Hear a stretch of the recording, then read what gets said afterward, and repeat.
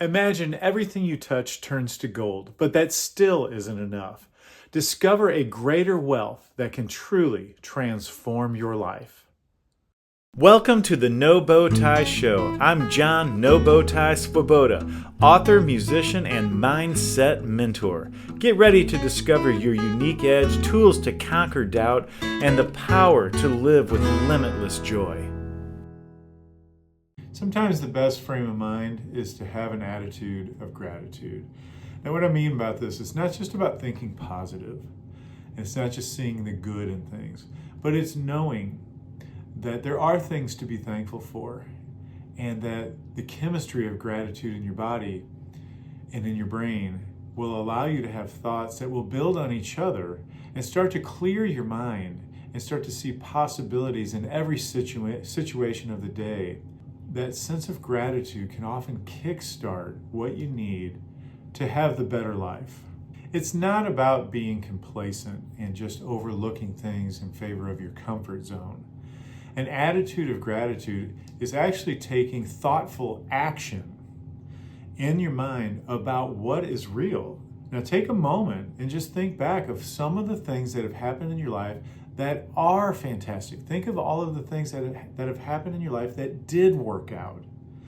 When you bring those up and be thankful for them, actively thankful, you can feel a sense of warmth and glow in yourself that reminds you that it's okay to have faith in what you don't know. And it's okay to have faith that the gratitude is worth it, because gratitude is the healthiest human emotion. When you practice gratitude, you're exercising one of the most powerful muscles that will offer you a good life, because it's a sense of connection. You're connecting one positive thought with another. That is possible. We're talking about living a life of reality with gratitude, not fooling yourself, not being complacent, and certainly not living in the comfort zone of yesterday. You're looking at a way to connect thoughts in your life that give you creative possibility to make the things happen that you really want to enjoy and be thankful for next.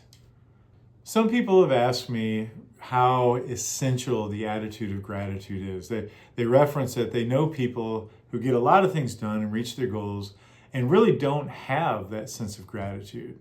And my answer to them is they do in some sort of way, that they are acknowledging with some sense of gratitude what they have to work with. Now, the difference is if you reference gratitude, it is available.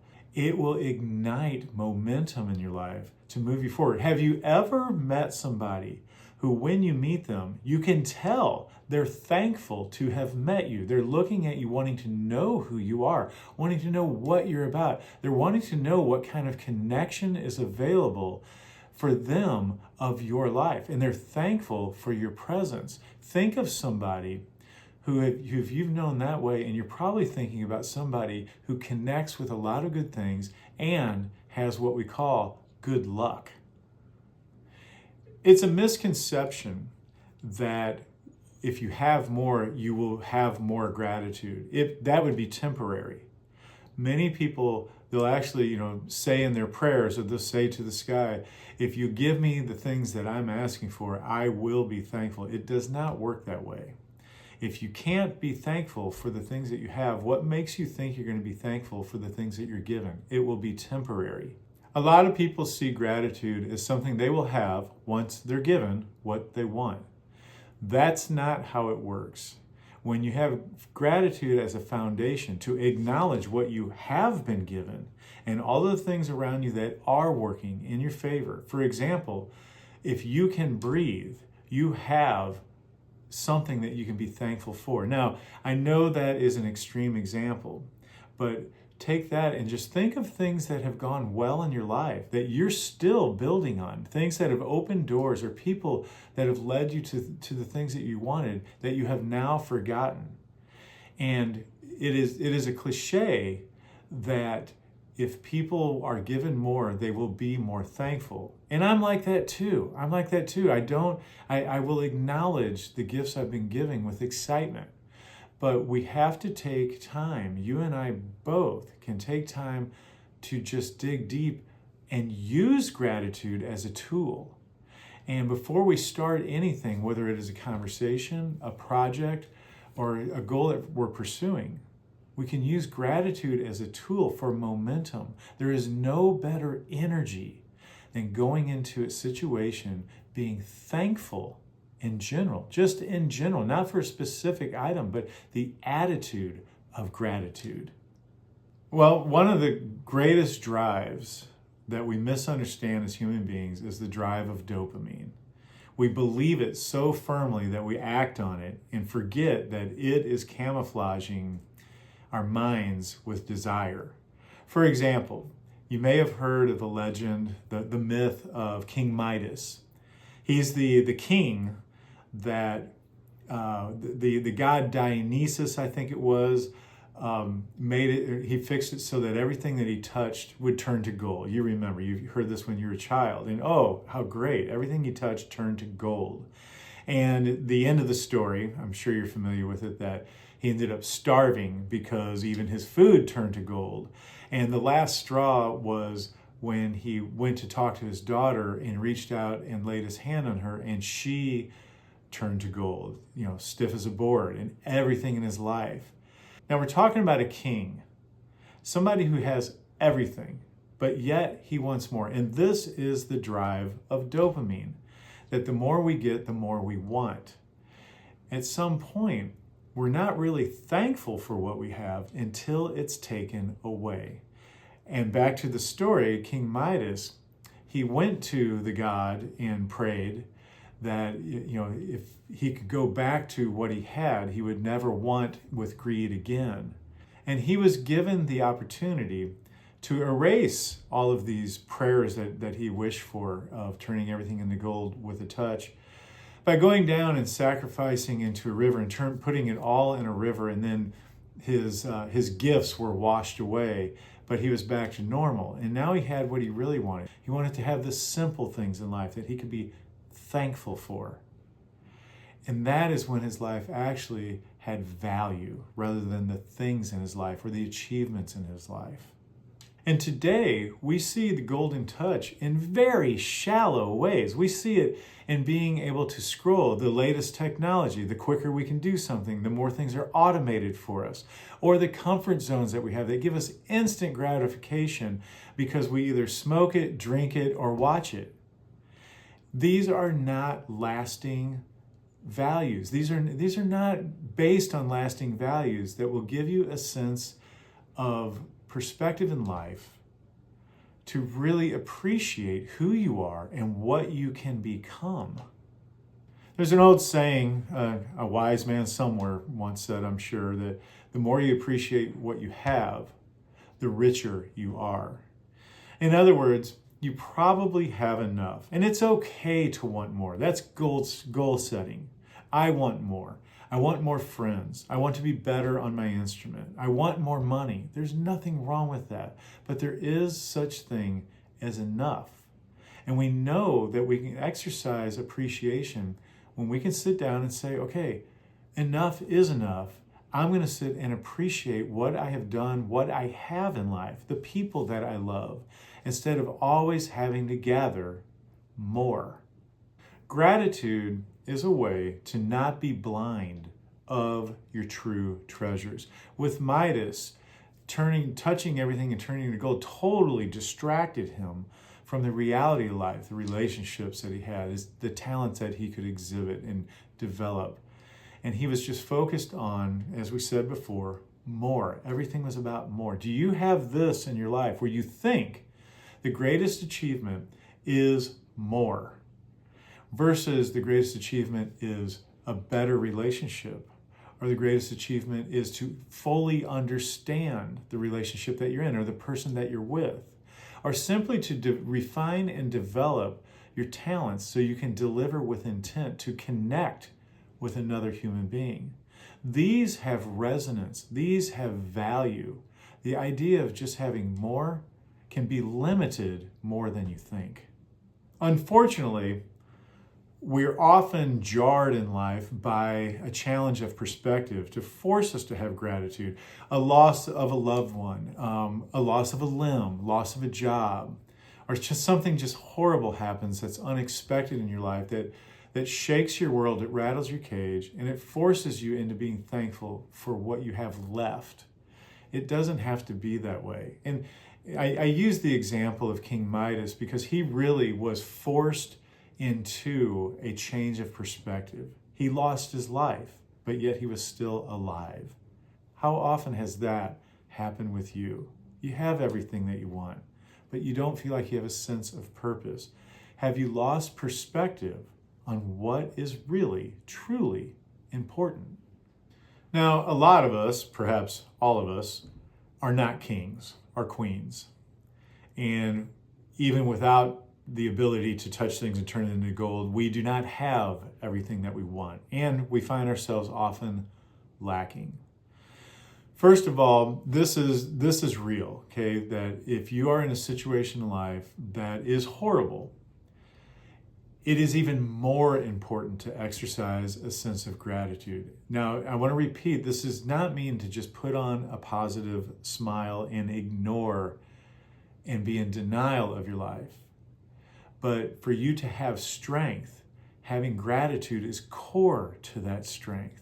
It is one of the most important ways to build your inner strength so that you can act in life against those challenges. Now, let's say that you're just in a bad situation. You're not, bedridden for life. You're not taking your last breaths on your deathbed. That you've lost your job or a relationship has gone bad. It is so important to step back and really count the things that you can be thankful for, because you can't control some of those things. You can't control getting that job back, but you can control what you can do with your ability. You can't control somebody else's opinion of yourself, but you can control the depth of character that you can exhibit from this day on. One of the things that I do, and I would suggest that you do it, just do it, then see, then decide if it works. Every morning, I get out my legal pad and I write down the things that have gone well in the previous day. And if I can tell you, I've got one sheet here, just happen to have it, that I wrote down that my son called me and thanked me for his help. I had 4 students advance because of my teaching. I was able to go to the store and buy the groceries that I wanted, and I got a $15 discount when I got the oil. Now, these seem like trivial, small things. And by the way, my list covers the whole page that I've got. It's big. And I cross them off as I go and really feel some sense of gratitude, so I'm not just doing the logic of the page. By the time I get done with the list, not only am I ready to start my day in a productive and creative way, but I truly have changed the energy of my thinking. And you can bet that the next person who walks through the door, or that I pick up the phone, or that I go to the store, you can bet that person gets the best that I can be. And the chances of me connecting in a world where I will get what I want in life increase dramatically. Do you really want to be around somebody who can't be grateful? Or do you want to be around somebody who radiates gratitude? Be the person that you want to be around. The emphasis on gratitude, it can increase your resilience, because it will also increase your faith. There's many times where at the end of the day, I've had a crappy day and I had a bad attitude about things. And I really had some suppositions and assumptions about why people did what they did, even loved ones, why they did what they did, why they said what they said, and what they're probably going to do tomorrow. But at the end of the day, if I take some time to just breathe deep and be genuine about my gratefulness and about how thankful I am that I even have the relationships, or that I have the job, or that I have the students calling me back, so a warm feeling comes about me, and I begin to forgive for the judgments that I've made. I begin to admit what I do and don't know and what I can and can't control. There's a lot of strength in being resilient when you realize what you can and can't control. By being grateful, by being thankful, you can control your own mind and propel a positive sense, a positive mindset into whatever you do next. In sharing with you how I create a sense of gratitude in the morning, and it really does work. I'm very thankful for that. I have a worksheet that has 3 separate exercises that I can guarantee will propel you into a perspective that you want to live. Go to nobowtie.com/life. Get the worksheet, work it into your life, and start to enjoy the better life that you know you deserve. You can find more than gold in your life by valuing and being thankful for the things that you have. The one thing I suggest you do the most is have gratitude and then decide if you should have. Do it constantly and do it in a checklist form. Have gratitude for something, and if it wasn't worth it, check it off and don't do it again. I don't think that you're going to find yourself wishing that you didn't. Before I go, I want to assure you that if you do not want to live with a sense of gratitude, you don't have to, but you can. It's in you. It's waiting to happen. Having that sense of gratitude is the most joyous experience you're going to have in your life. So start today. Build on it. Find a way to really connect to it and make it constant. Even if for you, if it doesn't seem realistic, keep looking for it. You will find it. You'll start to live with it with great momentum. It's going to become your greatest strength. You're going to attract people who are like-minded toward that. And the next thing you know, you're going to be acquiring the things in the life that you value the most. I'm going to leave you this week with a video that I did out in the Flint Hills of a Spanish piece called La Maja de Goya by Enrique Granados. It's a piece that I was very thankful to use my talents, to achieve it, to play it, and to share it with you. Hope you enjoy.